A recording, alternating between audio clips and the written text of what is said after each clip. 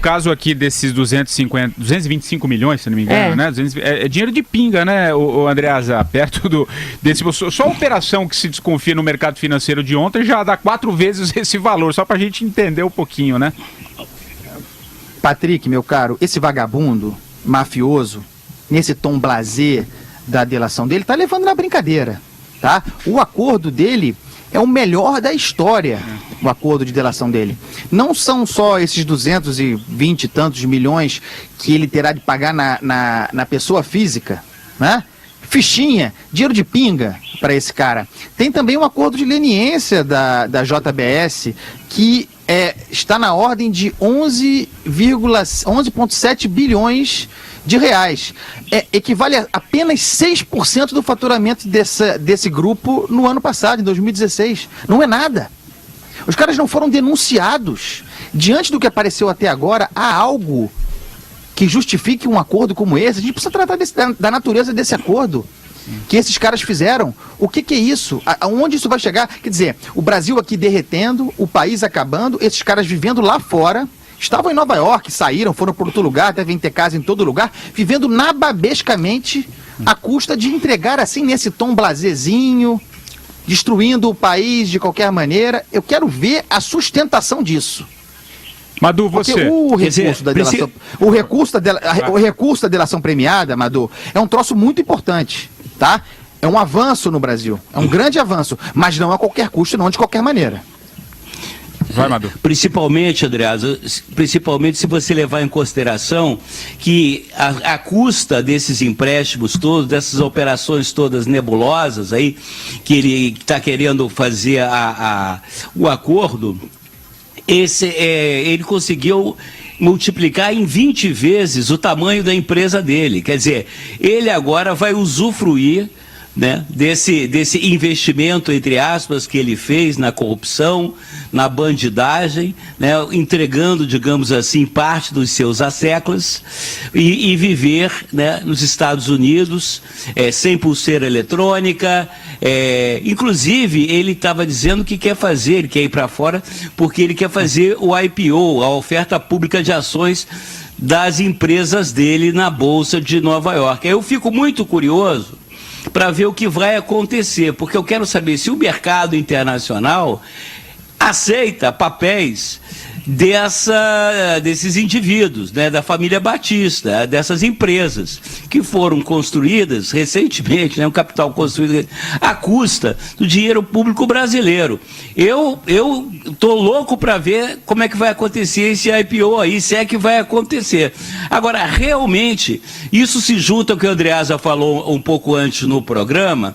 É muito esquisita essa história, assim, o momento em que foi divulgada essa delação, né, o conteúdo, a forma, e quantos buracos negros tem ainda por ser esclarecidos, né? Tem uma companhia overseas, quer dizer, uma empresa em paraíso fiscal que ainda não, em que tem uma sociedade aí da JBS. Isso a gente contava assim como uma lenda urbana, né, que o Lula, o filho do Lula, era sócio da JBS. Olha, nesse exato momento, isso tudo passa a entrar para mim no radar da verossimilhança, da possibilidade. Eu acho que tem que realmente se esclarecer direitinho as circunstâncias, né, da revelação dessa delação. Madu. E mais, essa negociação. Fala, André. Ô, Andreasa, só trazendo até como um dado, e como ele vai ficar fora lá nos Estados Unidos, 80% das operações da JBS, 80% estão fora do Brasil, só para a gente ter uma ideia. E o Madu falou do BNDES. Até agora foram, desde do apoio do BNDES ao grupo JBS, foram 10 bilhões de reais ao longo aí dos últimos anos. Claro, grande parte do governo Lula-Dilma, né? E tem uma circunstância que ainda está por ser esclarecida, mas que está se falando muito, que o acordo inclui também uma imunidade em relação às outras investigações que não da Lava Jato. Ou seja, Bullish, Greenfield, etc. Se for isso, gente, é um bilhete premiado, não é uma delação. Exato. Né? Diga, Andreasa. E aí, surge da boca desses vagabundos mafiosos a justificativa, e de certo usaram isso para conseguir esse benefício extraordinário de morar onde quiserem, criminosos morando onde quiserem, criminosos no Brasil, né? De que teriam sido ameaçados. Não provam porra nenhuma, mas dizem que foram ameaçados, né? Isso é muito comum no Brasil. O Sérgio Cortes, esse ladrão, bandido, ex-secretário de saúde aqui, ligado ao Sérgio Cabral, que está preso, também virou herói aqui no Rio de Janeiro porque se dizia ameaçado por ter desmantelado um esquema no INTO. O Protógenes Queiroz, lembram dele? Procurador, também saiu do Brasil ameaçado de morte. Aqui no Brasil, é incrível a quantidade de vagabundo ameaçado de morte. Oi, Madu, fala. Não, só o Protógenes vive na Suíça hoje, só isso. Prossiga, Andreasa. Não é isso, é impressionante.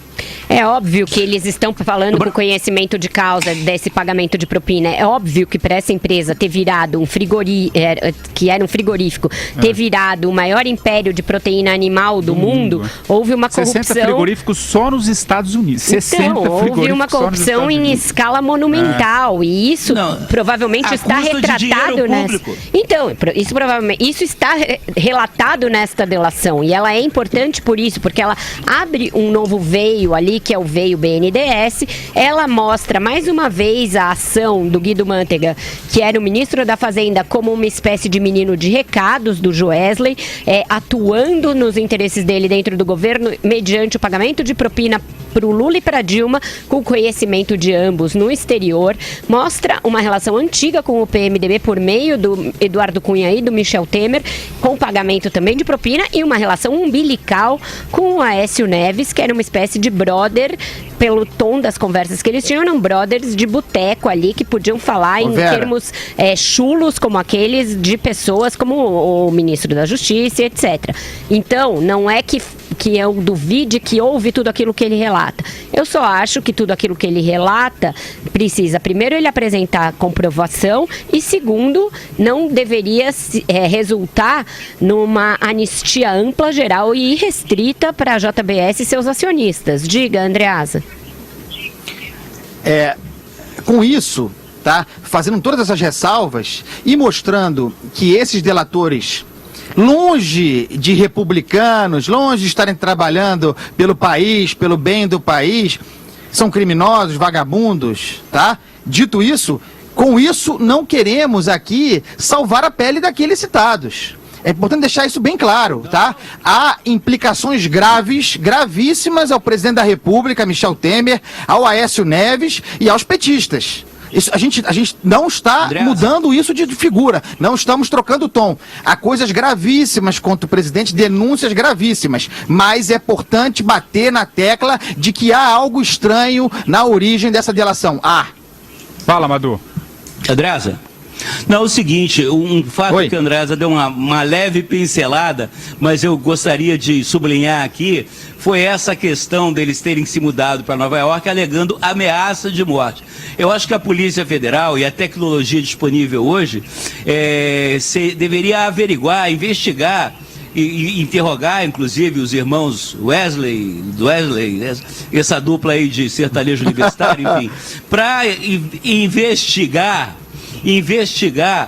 a fundo que ameaças de morte é essa. Se por acaso essas pessoas que estão ameaçando de morte a dupla aí, por acaso teria alguma ligação com o assassinato do Celso Daniel, né, e com o prefeito Toninho do PT de Campinas. Se por acaso, sei lá, é só um guess, só um palpite. Mas enfim, tem que averiguar. Vão morar lá por ameaçar de morte, ameaçar por quem e por quê?